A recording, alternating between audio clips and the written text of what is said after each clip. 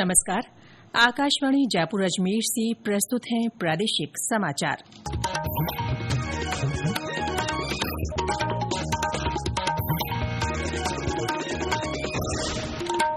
मुख्य समाचार। बैंकिंग कानून संशोधन अधिनियम 2025 आज से देश भर में लागू हो रहा है। राज्यपाल हरिभाऊ बागड़े ने भारतीय ज्ञान संपदा का सदुपयोग करने की आवश्यकता पर जोर दिया है।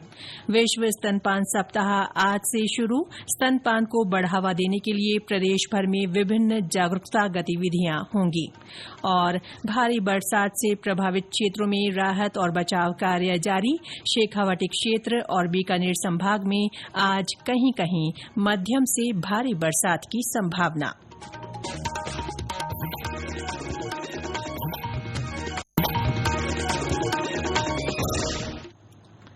समाचारों के साथ मैं रितिका गुप्ता और अब समाचार विस्तार से। बैंकिंग कानून संशोधन अधिनियम 2025 आज से लागू हो रहा है। इस वर्ष 15 अप्रैल को अधिसूचित अधिनियम का उद्देश्य बैंकिंग क्षेत्र में शासन मानकों में सुधार लाना और जमाकर्ताओं तथा निवेशकों के लिए बेहतर सुरक्षा सुनिश्चित करना है।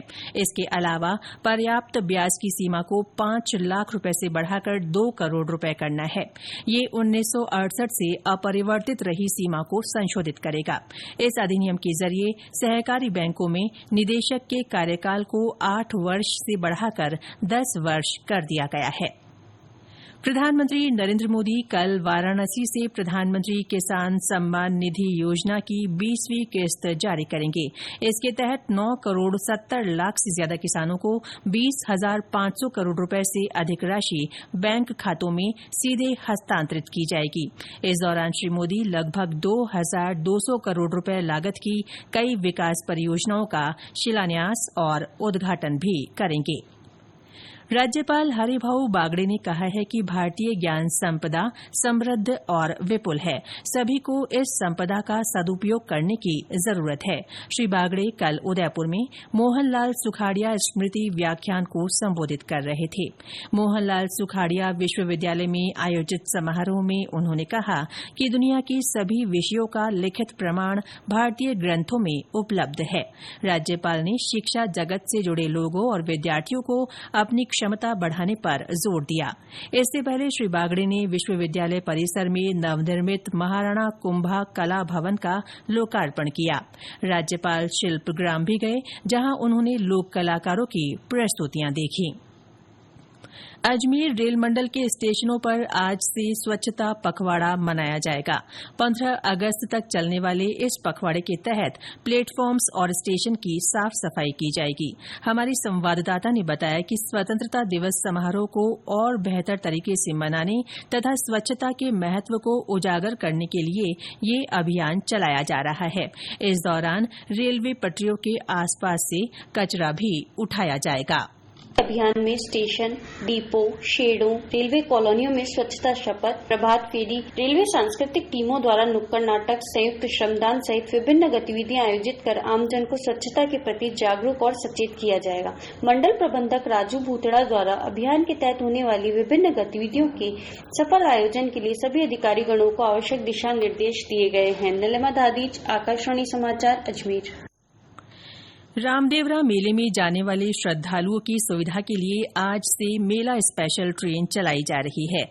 जोधपुर और रामदेवरा के बीच चलने वाली ये ट्रेन 7 सितंबर तक कुल 38 ट्रिप करेगी।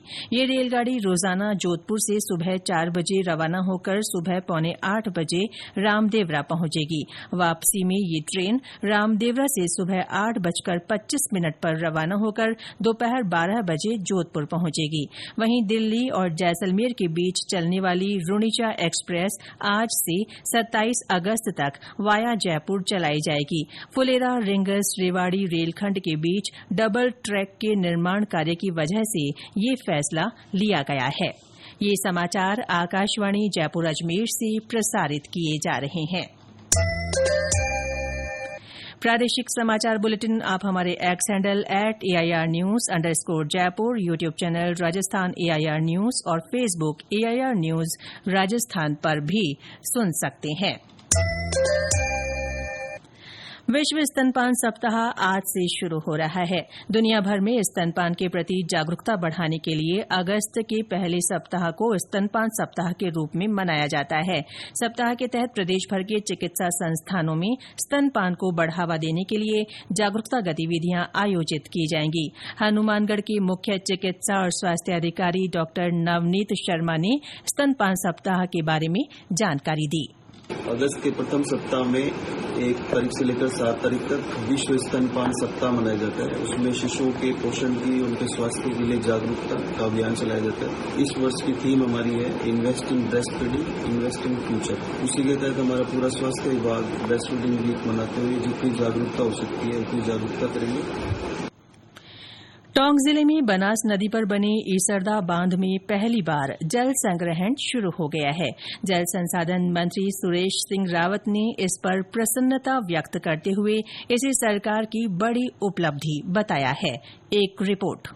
ईसरदा बांध के निर्माण के बाद यह पहला मौका है जब इसमें पानी इकट्ठा किया जा रहा है। पहले चरण में बांध में 253 RL मीटर तक पानी भरने का लक्ष्य रखा गया है। वर्तमान में हर सप्ताह 0.6 फीट की दर से जल भराव किया जा रहा है। जल संसाधन विभाग ने 15 सितंबर तक बांध को उसकी निर्धारित क्षमता तक भरने की योजना बनाई है। ईसरदा बांध में फिलहाल बीसलपुर बांध से भी पानी की आवक हो रही है। गौरतलब है कि ईसरदा बांध से टोंक जिले के लगभग 1000 और सवाई माधोपुर जिले के 177 गांवों को पीने का पानी मिल सकेगा। माधुरी वशिष्ठ की रिपोर्ट के साथ समाचार कक्ष से सुदर्शन नाहर। प्रदेश में आज शेखावाटी क्षेत्र और बीकानेर संभाग में कहीं कहीं मध्यम से भारी बरसात होने की संभावना है। मौसम विभाग ने झुंझुनू, सीकर, बीकानेर, चूरू, हनुमानगढ़ और श्रीगंगानगर में बारिश का येलो अलर्ट जारी किया है। इस बीच राज्य में कल राजधानी जयपुर सहित 20 शहरों में मध्यम से तेज बारिश दर्ज की गई। बारिश से कई स्थानों पर जनजीवन प्रभावित है। नदी नालों में उफान से कई रास्ते बंद हैं। बांसवाड़ा में कागदी पिकअप बांध के 5 गेट खोलकर पानी की निकासी की जा रही है। अलवर में तेज बरसात से निचले इलाकों में पानी भर गया। भरतपुर शहर में भी जगह जगह जल भराव हो गया है। सवाई माधोपुर में सूरवाल बांध से ओवरफ्लो हुए पानी से कोटा मेगा हाईवे पर अभी भी 2 से 3 फीट पानी भरा हुआ है। इससे कुछ गांव टापू में बदल गए हैं। हालांकि बारिश का दौर धीमा पड़ने से लोगों को कुछ राहत मिली है। जगह जगह भरे जल को जिला प्रशासन की ओर से निकाला जा रहा है। धौलपुर में चंबल नदी का जलस्तर स्थिर होने से कुछ राहत है। करौली से हमारे संवाददाता ने बताया कि वहां भी राहत और बचाव कार्य जारी है। प्रभावित क्षेत्र में प्रशासन मुस्तैदी के साथ निगरानी बनाए हुए है। हालांकि अब चंबल नदी में जलस्तर घटने से लोगों ने राहत की सांस ली है। क्षेत्र के ग्राम कसेड़, कैमकच, टोड़ी, राचौली, धास, कसेड़ और बूढ़न के पुरा के अधिकांश घर जल भराव क्षेत्र में आ गए हैं। प्रशासन ने विभिन्न टीमों का गठन कर प्रभावित परिवारों को अलग अलग सुरक्षित स्थानों पर विस्थापित किया है। ग्राम कसेड़ और कैमकच में गर्भवती महिलाओं और बीमार लोगों को SDRF टीम और प्रशासन द्वारा सफलतापूर्वक रेस्क्यू किया गया। राचौली और कसेड़ के निवासियों को ऊंचे सुरक्षित स्थानों पर पहुंचाया गया।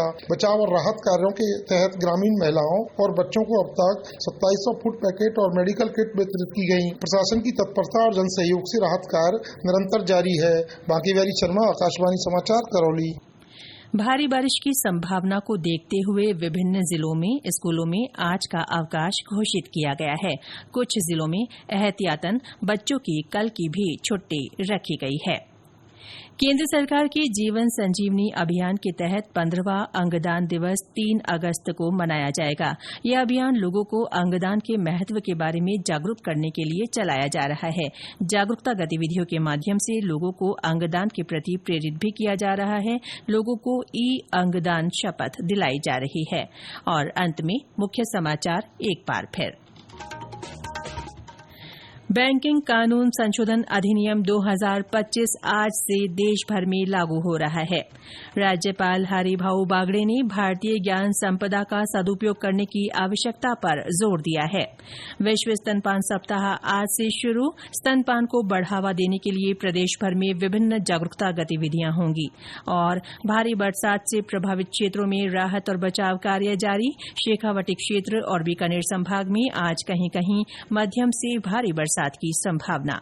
इसके साथ ही प्रादेशिक समाचार बुलेटिन समाप्त हुआ। हमारा अगला बुलेटिन दोपहर 1 बजे प्रसारित होगा। नमस्कार।